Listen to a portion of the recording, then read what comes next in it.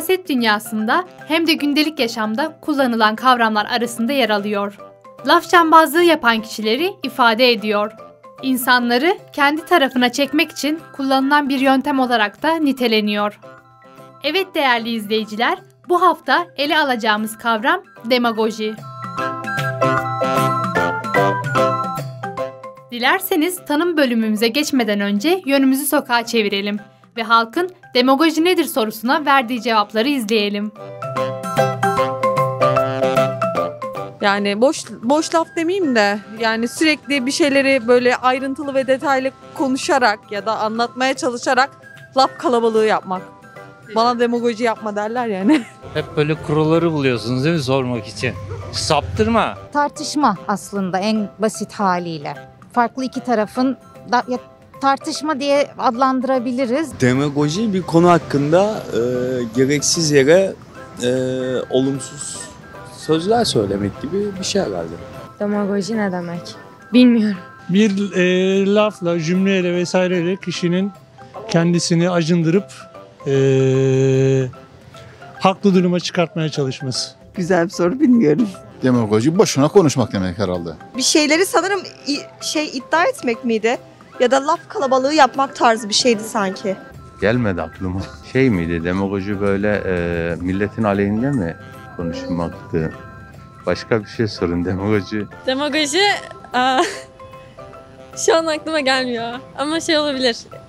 Acındırma gibi bir anlamı olabilir. Demagoji yapmak, duygu sömürüsü. Demagoji duygu sömürüsü. Demagoji laf salatası. Demagoji boş laf. Geliyor gidiyor bana da. Vallahi geliyor. Ama çıkaramıyorum şu anda. Demagoji yapma diyorlar biliyor musun? Tamam. O anlamda. Ya biliyorum da unutuyorum.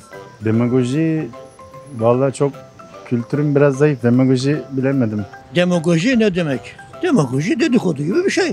Yani bir şeyi olumsuz yönde etkilemek. Laf icabı ortasında kullanılan demagoji yapma gibi. Yani ne diyeyim ben sana? Bunu açıklayamam. İngilizce mi, Türkçe mi, Fransızca mı? Yani kendini daha değişik göstermeye çalışarak insanları sömürmeye çalışmak gibi bir şey geliyor benim aklıma ama. Demagoji mi? Vallahi İngilizcesi bunun demagoji. Yani grameri İngilizcedir demagoji. Demagoji. Onu bilmiyorum. İnsanlar hakkında herhalde yanılmıyorsam olumsuz, bilinçsiz, olumsuz kelimeler, demagoji. Öyle bir şey olmalı. Demagoji nedir sorumuza verilen cevaplar böyleydi.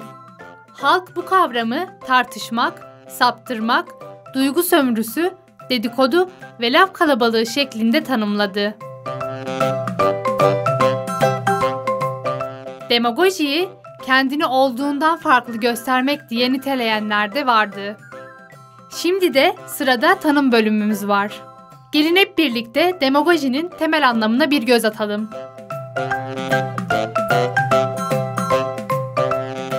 Fransızca kökenli olan demagoji kavramı, Yunanca demos ve agogos kelimelerinin birleşiminden türemiştir. Lafazanlık, aldatma ve gerçekliği ters yüz etme anlamına gelir. Bu kavramda her şey yalana dayandırılır.